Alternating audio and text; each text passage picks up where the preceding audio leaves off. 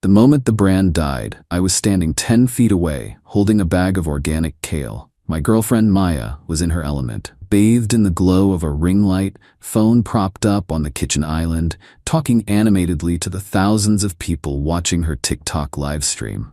I had just walked in from the grocery store, my arms full. She glanced over her shoulder at me, a flicker of annoyance in her eyes before turning back to her audience with a dazzling smile.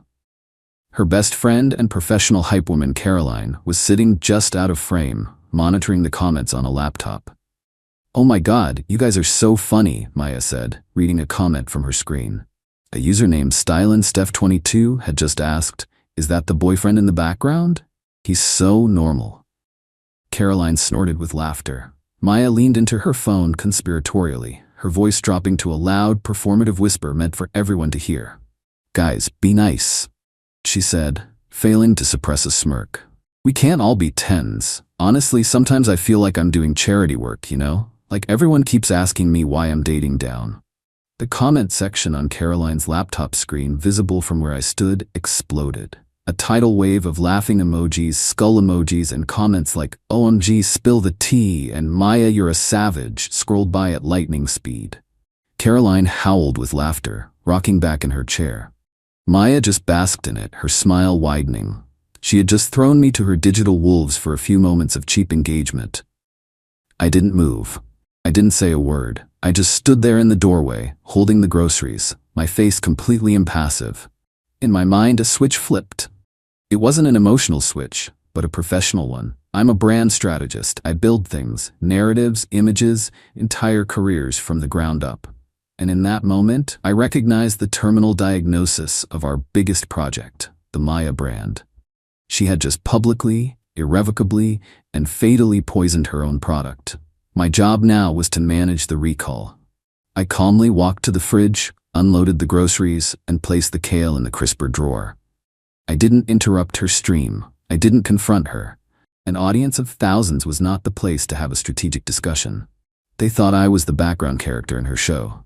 They had no idea I was the executive producer and that I was about to cancel the series. That night, after she was asleep, I went to my office. I didn't pack my bags in a fit of anger. I executed a pre-planned contingency protocol. I packed my mission-critical hardware, my laptops, my hard drives, my personal documents. Then, I began the systematic dismantling of the entire digital empire I had spent the last 2 years building for her. Let me be very clear about something. Our relationship was not a romance. It was a joint venture. I met Maya 2 years ago when she was a waitress with a charming personality and about 700 followers. I saw potential. Not in her, precisely, but in the idea of her. She was a blank canvas. As a brand strategist, that's the most valuable asset you can find. I made her a proposal. I would take her on as my sole client, pro bono. I would invest my time, my expertise, and a significant amount of my own capital to build her into a successful lifestyle influencer. I would handle the strategy, the tech, the brand deals, the content planning, and the back-end analytics.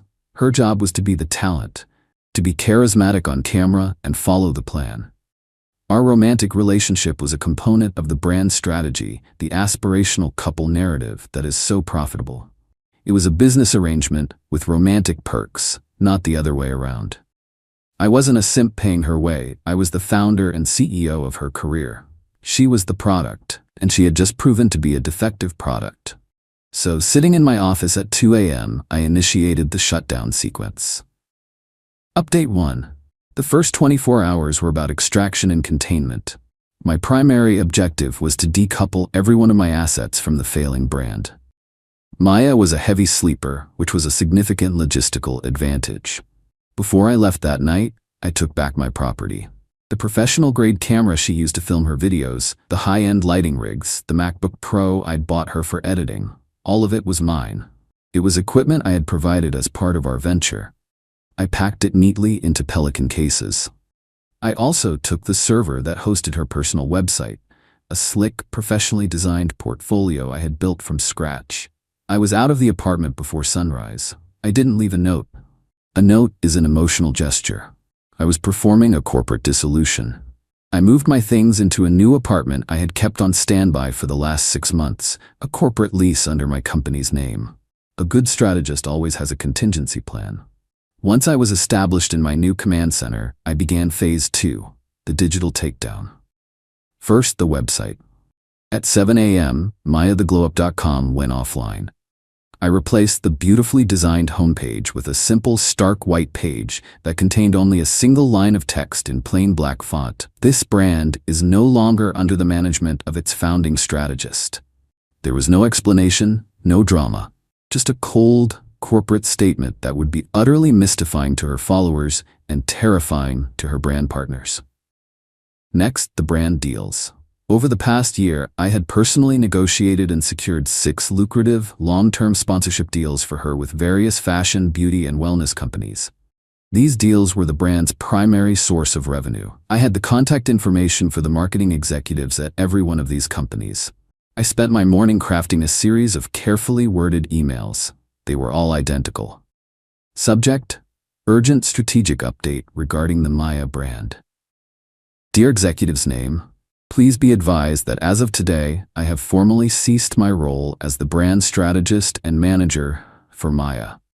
As the architect of the brand identity and the primary negotiator of our partnership, I feel it is my professional duty to inform you that I can no longer vouch for the strategic alignment or brand safety of the content she may produce moving forward. For your reference regarding this decision, I have attached a time-stamped 8-second video clip from her most recent public live stream. The attached clip was, of course, the dating down comment. I sent the first email at 9 a.m. Then I sat back and watched the dominoes begin to fall. While that was working, I moved on to the content itself. A significant portion of Maya's most popular videos used background music. What she and her audience didn't know was that this wasn't just random pop music. I had licensed it commercially through my agency. This was a crucial, deliberate step I had taken from the beginning to maintain control. At 11 a.m., I submitted formal copyright takedown notices to TikTok and Instagram for every single video that contained music for which I owned the license. I wasn't flagging them for fun. I was revoking the brand's right to use my licensed assets. This is a critical distinction. Each takedown notice was legitimate, legally sound, and backed by documentation. Finally, I dealt with the social media accounts themselves. I had set up her accounts using a master email address that I controlled. I couldn't just take over her accounts, that would be illegal. But I could remove all of my administrative and recovery protocols. I changed the password on the master email account and enabled multi-factor authentication tied exclusively to my devices. I didn't lock her out of her TikTok or Instagram, but I had effectively removed her safety net. If she ever lost access, she would have no way to recover her accounts. The digital kingdom I had built for her now stood on a foundation of sand. By noon, my work was done. I had extracted my assets, notified the stakeholders, and strategically weakened the brand's core infrastructure. I blocked Maya's number, but not Caroline's. I knew Caroline would be the first point of contact, the frantic messenger sent to assess the damage. I made myself a cup of coffee and waited. Update 2. The first communication from the collapsing empire came at 3:17 p.m. that same day. It was a text from Caroline. What the hell is going on? Maya's website is weird and 3 of her best videos just got deleted for copyright infringement. Are you doing this? I replied with a single simple sentence. I am managing a brand dissolution. Her reply was a string of question marks. Then a few minutes later, Maya is freaking out. She's been calling you. You need to fix this. That skincare brand just emailed her asking about some video you sent them. I didn't answer. The first sponsor had made contact. The plan was working faster than I had anticipated. The next 48 hours were a symphony of consequences, conducted by me from afar. I learned about most of it through a burner Instagram account I used to monitor the situation. Maya's first reaction was pure panic. She posted a tearful Instagram story. Hey guys, I'm having some technical issues with my account, and my website is down. Working on fixing it. Thanks for your patience. She was trying to project an image of control, completely unaware that she had none. But the copyright strikes kept coming. By the end of the day, a dozen of her most popular videos had been removed. Her follower count, which I had painstakingly grown through targeted campaigns, began to stagnate, then dip. Her engagement rate plummeted as the algorithm punished her for the deleted content. Then the sponsors started to pull out. The first one, the skincare company, sent her an email formally pausing their partnership pending a review. The video clip I'd sent them was a clear violation of the positive and uplifting clause I had made sure to include in every contract. By the next day, 2 more brands had followed suit. These weren't just small deals. This was thousands of dollars in monthly income, gone. Maya's content quality fell off a cliff. Without my camera, my lighting, and my editing computer, she was back to filming on her phone in poor lighting. Her videos looked amateurish, a jarring step back for her audience. She tried to maintain her bubbly persona, but the stress was visible. She was a CEO who had suddenly been forced to work on the factory floor, and she had no idea how any of the machines worked. Caroline, the loyal best friend, proved to have the loyalty of a hired mercenary. I heard from a mutual acquaintance that Caroline was starting to distance herself. She had enjoyed the perks of being friends with a successful influencer, the free products, the exclusive parties, the reflected glory. Now that the brand was failing, Maya was no longer an asset to her. The frantic calls to my phone continued, escalating into angry, then pleading voicemails. I listened to none of them. The official termination of our romantic contract had to be handled in person. The breaking point, the final, fatal blow to the brand, came on the second day. TikTok's system for copyright violations is largely automated. An account that receives multiple, legitimate strikes in a short period is flagged for review. Because all of my takedown notices were valid and documented, the system worked exactly as I knew it would. At approximately 4 p.m. on the second day, the Maya the Glow Up TikTok account, with its 1.2 million followers, was permanently banned for repeated intellectual property violations. Final update: it has been a week since I initiated the brand recall. The final scene played out exactly as the title of this post predicted. 2 days after her account was deleted, my buzzer rang. It was her. I let her come up. I wanted her to see my new apartment. It was larger, cleaner, and more minimalist than our old place. It was the home of a man with no liabilities. She looked like a ghost. Her face was pale and puffy from crying. The designer clothes she was wearing looked like a costume she no longer had the energy to inhabit. She started sobbing the moment she saw me. "You have to fix it," she wept. "Everything is gone. My account, the sponsors, everything. You did this." I didn't offer her a seat. I didn't offer her a tissue. I just stood there, my arms crossed. "I didn't do anything, Maya," I said, my voice calm and even. "I simply took back what was mine. My equipment, my website, my licensed music. The brand was a joint venture. You were the talent. I was the strategist. When the talent publicly humiliated the strategist and revealed herself to be a deeply flawed product, the venture was terminated. I just unwound our partnership." "It was a joke," she cried. "A stupid joke. I didn't mean it." "You performed a cost-benefit analysis in real time in front of thousands of people," I countered. "You decided that the value of a few moments of cheap engagement from your followers was greater than the value of my dignity and our partnership. You were wrong. It was a catastrophic miscalculation." She stared at me, a flicker of the old arrogance returning. "So what? You ruined my life because your feelings got hurt? You are fundamentally misunderstanding the situation," I said, stepping closer. "My feelings are irrelevant. This was not an emotional decision. It was a business decision. You were not my girlfriend who made a mistake. You were a brand that had become toxic, a product that was generating negative returns.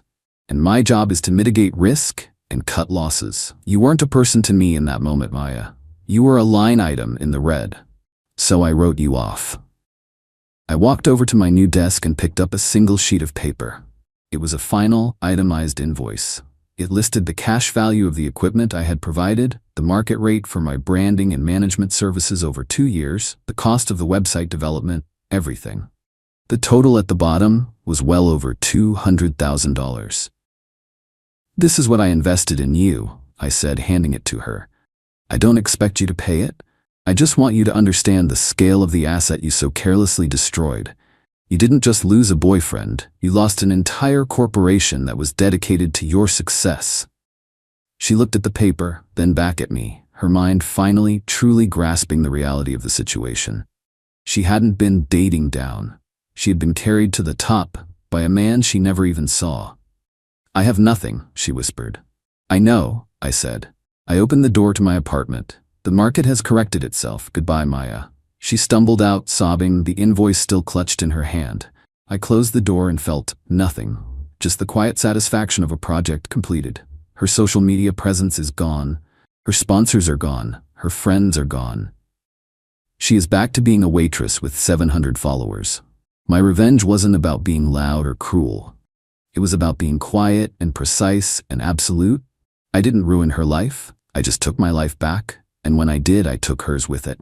She went on Instagram Live. "My fiancé is on a business trip, so I'm throwing a party and cheating." Then kissed another man.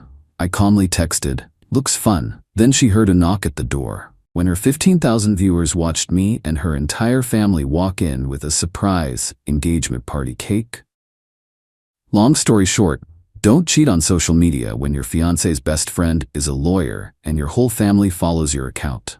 I, 28M at the time, was engaged to Mia, 26F, my girlfriend of 3 years. We met at a friend's destination wedding in Cancun, where she was the maid of honor and I was a groomsman. Classic rom-com setup, right? We hit it off immediately, did the long-distance thing for a while. She lived in Atlanta, I was in Chicago, and eventually I relocated for a job opportunity that conveniently put us in the same city. Mia is an aspiring influencer. When we met, she had maybe 2,000 followers, mostly friends and family. By the time we got engaged, she'd built it up to about 15,000. Not exactly Kardashian territory, but enough to get some free products and the occasional sponsored post. Her content was mostly fashion, lifestyle stuff, and relationship posts about our journey. I was never really comfortable being featured, but I went along with it because it made her happy. The whole social media girlfriend thing wasn't my favorite, but Mia had a lot of great qualities too. She was funny, outgoing, and could charm anyone's parents within 5 minutes of meeting them. My mom absolutely adored her, which, trust me, is saying something. Mom's standards for who's good enough for her baby boy are higher than NASA's astronaut requirements. Anyway, last July, I had to go to San Francisco for what was supposed to be a 3-day business trip. I work in software sales, and we were pitching to a major potential client. It was a big deal, the kind of contract that determines whether the year-end bonus is nice dinner out money or down payment on a house money. The morning I left, Mia seemed distracted, mostly focused on planning what she called a small girls' night while I was away.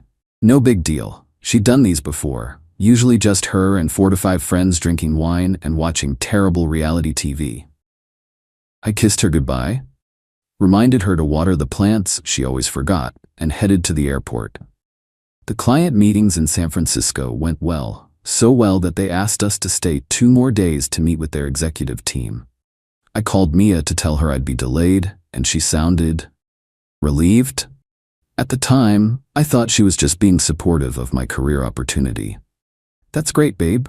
Don't worry about rushing back. I've got plenty to keep me occupied," she said. I should have picked up on the weird tone, but I was focused on the meetings.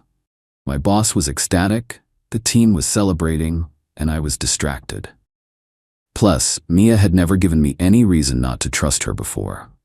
On what was supposed to be my last night in San Francisco, day 5 of my now extended trip, after a long day of presentations, I was in my hotel room preparing notes for the following morning when my phone started blowing up with texts. "My best friend from college? Dude, are you seeing this? Call me ASAP."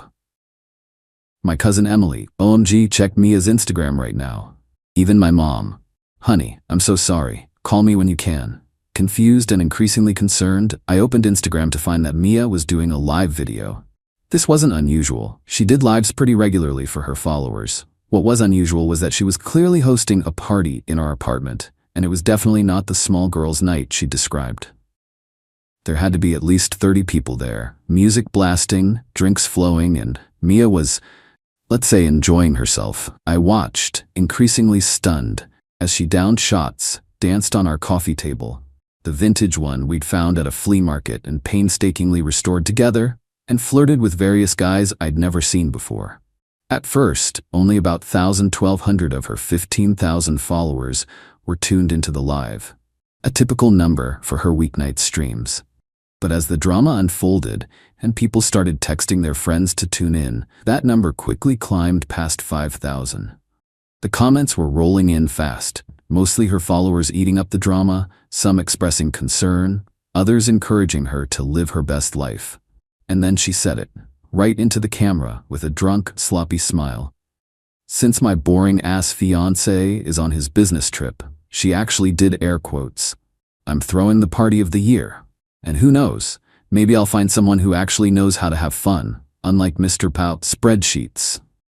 The comments exploded. I couldn't even process what I was seeing. This was the woman I'd proposed to 6 months ago, the one I'd been planning a future with.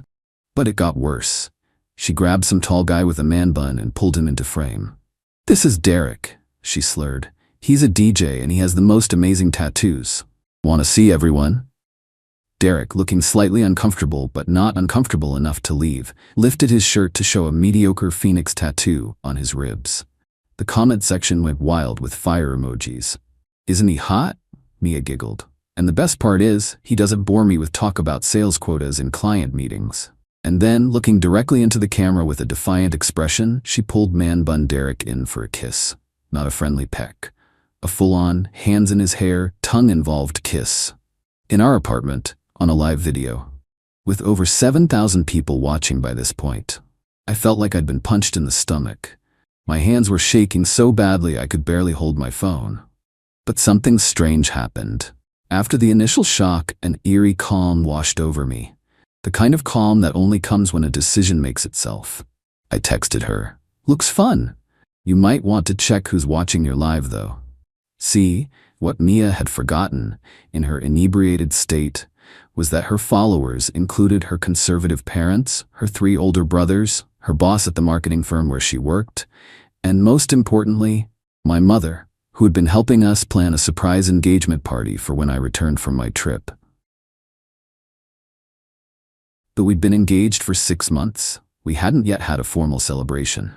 Mia's parents had been traveling through Europe for most of the spring, and I'd been swamped with the project that led to the San Francisco pitch. The surprise party was supposed to be our official celebration, with both families finally in the same place. The original plan had been for me to come home, pretend everything was normal, then have my mom invite us to dinner, where all our friends and family would be waiting to celebrate. We'd kept it a secret from Mia for weeks. The venue was booked, the custom cake ordered, the photographer paid. What I hadn't mentioned yet is that Ryan had been my point person in Atlanta, coordinating with my mom for weeks to plan the surprise engagement party. When the Instagram Live started, he was already with my mother and Mia's parents at his apartment, waiting to bring them upstairs for what was supposed to be a joyful surprise. Instead, he found himself texting me frantically while trying to decide whether to abort the whole plan. As I watched the live, I could see the exact moment when my text registered. Mia glanced down at her phone, did a double take, then her eyes went wide with panic. She quickly scanned the viewer list and her face drained of color. "I have to go," she mumbled to the camera, but before she could end the live, there was a knock at the door. What happened next is etched into my memory with the clarity of a 4K video. Mia, still on live, stumbled to the door, probably expecting another party guest. Instead, she opened it to find my mother, her parents, 2 of her brothers, and Ryan, who lives in the same building and had let everyone in. And they were carrying a massive cake that read, "Congrats Mia and Tyler. Forever starts now." The look on her face was, well, if there's a word that combines horror, shock, embarrassment, and instant sobriety, that would be it. Surprise, my mom said, her smile tight and eyes glacial. The kind of smile that says, "I'm going to be polite in public, but someone is getting murdered later." Mia stood frozen in the doorway, mouth opening and closing like a goldfish. The party behind her had gone eerily quiet as people sensed the atmospheric shift from fun to global catastrophe. Her mother pushed past her into the apartment, taking in the scene, the drinks, the crowd, Man Bun Derek trying to shrink behind a potted plant, and then turned to Mia with an expression that could have frozen lava. "End the video, Amelia. Now." Her voice was quiet but carried the promise of biblical consequences. Mia, still in shock, fumbled with her phone, and finally managed to stop the live. But it was too late. By the final moments, nearly 10,000 people, including most of our social and professional circles, had just witnessed her infidelity, followed by the most awkward surprise party entrance in history. Ryan, brilliant man that he is, immediately announced to everyone present, "Tyler is listening through my phone right now," as he put his phone on speaker and plugged it into a portable charger.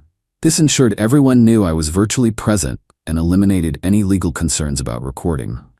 I watched all this from my hotel room in San Francisco, 2,300 miles away, with a strange sense of detachment.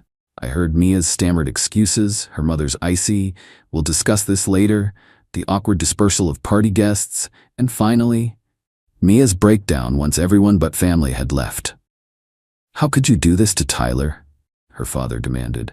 "That boy has done nothing but support you, and this is how you repay him? By humiliating him in front of everyone you know?"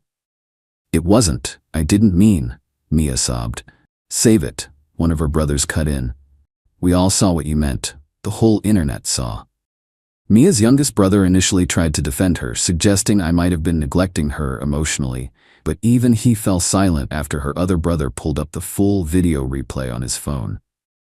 Ryan kept me on the line for about 45 minutes before his battery pack finally died. He texted me updates throughout the night. Mia's family took her to their house. The apartment was left in shambles. Man Bun Derek had slunk away during the chaos, apparently having suddenly remembered an urgent appointment on the other side of town. I spent the rest of the night alternating between shock, rage, and a bizarre desire to laugh at the absurdity of it all. I called my mom, who was in full mama bear mode. "Come home, honey," she urged. "We'll handle everything." But I had a job to do. Walking away from the pitch would mean letting down my entire team. So I compartmentalized like I've never compartmentalized before. I've always dealt with stress by focusing obsessively on work. It's not healthy, my therapist later told me, but in this case, it was professionally advantageous. I got through the final day of meetings on autopilot, somehow managed not to mention that my personal life was going up in flames, and we closed the biggest deal in the company's history. My boss was ecstatic. I was numb. By the time I flew home the next evening, Saturday, the video had spread well beyond Mia's followers. Although Instagram would automatically delete the live after 24 hours, by then dozens of people had recorded and reposted it across multiple platforms. Someone had recorded the live and posted it on Reddit, where it hit the top of r/all and dominated several major subreddits like r/relationships and r/public freakout for days. It jumped to Twitter, then TikTok. The video spread like wildfire, with people reposting it everywhere despite the questionable legality of recording someone else's live without permission. I later learned that Mia could have potentially filed DMCA claims against the reposts, but she was too focused on damage control to pursue that avenue.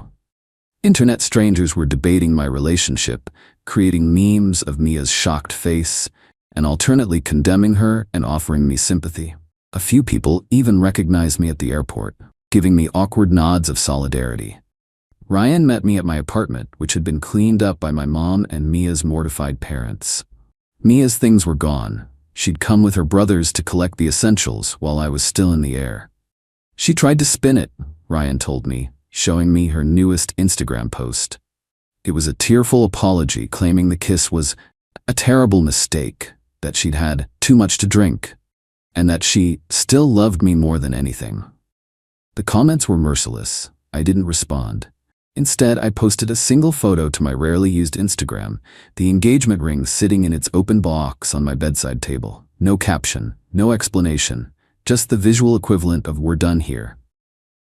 The aftermath was both better and worse than I expected. Better because I had an incredible support system. My family, friends, and even colleagues rallied around me. The surprise engagement party venue refunded most of our deposit.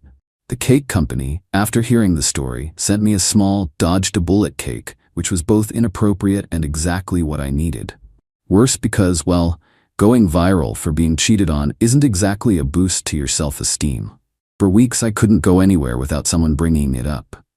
Dating became a minefield. Was this person interested in me, or just the guy from that video?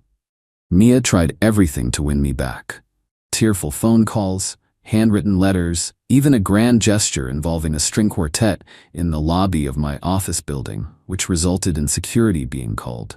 This incident led to a formal warning from my lawyer about potential harassment charges if such behavior continued. Her social media following actually grew from the incident, though most were just there for the drama. I blocked her on everything and focused on rebuilding. Got a therapist.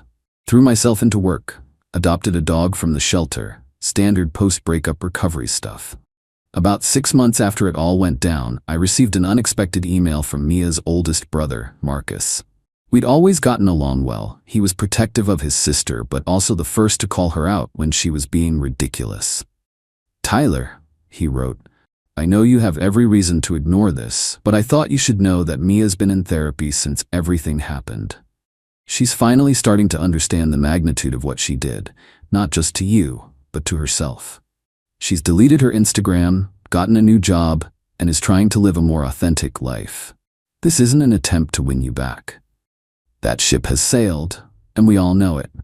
It's just, well, my parents and I thought you deserved to know that some good eventually came out of this mess. You were always too good for her, but maybe now she's becoming someone who would have deserved you." According to her brother, the public humiliation triggered a long overdue reevaluation of her values. The therapy wasn't just about the cheating, but about her entire social media-centered identity. I appreciated the email, but didn't respond. Some doors are better left closed. As for me, I'm doing well now. The company promoted me after the San Francisco deal. I bought a condo, the dog and I go hiking on weekends. I've been dating someone new. A children's book illustrator who uses social media only to post pictures of her work and her elderly cat. She knows about the incident, but has never watched the video out of respect for my privacy. Although I had blocked Mia on all platforms, our social circles still overlapped significantly. From what I hear through mutual friends who still followed her, Mia is doing better too. She's out of the influencer game completely, teaching yoga at a studio owned by her cousin, and dating a guy who doesn't own a smartphone by choice. Life is strange that way. The video still surfaces occasionally. It was submitted to Know Your Meme as Surprise Party Cheater and was listed in their Being Researched section for weeks before fading into internet obscurity. But the internet's attention span is short, and there's always a newer, more dramatic scandal to focus on. If there's a lesson in all this, I guess it's that social media isn't real life. Trust should be earned, not assumed. And if you're going to cheat on your partner, maybe don't live stream it to your entire social network. Oh, and always check who's watching your Instagram live before you start bad-mouthing your fiancé. You never know when his mother might be planning a surprise party. Edit. Thanks for all the kind comments and awards. To answer some common questions. Yes, man bun, Derek knew she was engaged. According to mutual friends, he'd been hitting on her for months and knew exactly what he was doing. Last I heard, he's still DJing at the same mediocre clubs and hitting on engaged women. No, I don't regret not confronting her during the live. What would that have accomplished? Yelling at her through a phone screen wouldn't have changed anything, and it would have just made me look unhinged to thousands of strangers. The text and surprise entrance were much more effective. The dog's name is Pixel. He's a three-legged pit bull mix who hogs the bed and is afraid of the vacuum cleaner, but will fearlessly chase squirrels 3 times his size. Best decision I ever made. For those asking about the cake company, it's a local Atlanta business called Sweet Revenge Bakery. Fitting, right? The owner is a divorced woman who said my story spoke to her soul. The dodged a bullet cake was chocolate with raspberry filling and came with a card that just said, "Her loss." I've ordered every birthday cake from them since. Yes, I still have the vintage coffee table. No, I will never look at it the same way again. Edit 2. Since multiple people have asked, the video isn't easily found anymore. After Mia deleted her Instagram, most reposts were eventually taken down too, either through reporting or just the natural cycle of internet content. I'm grateful for this. While the revenge was satisfying in the moment, I don't need a permanent record of one of the worst days of my life floating around forever.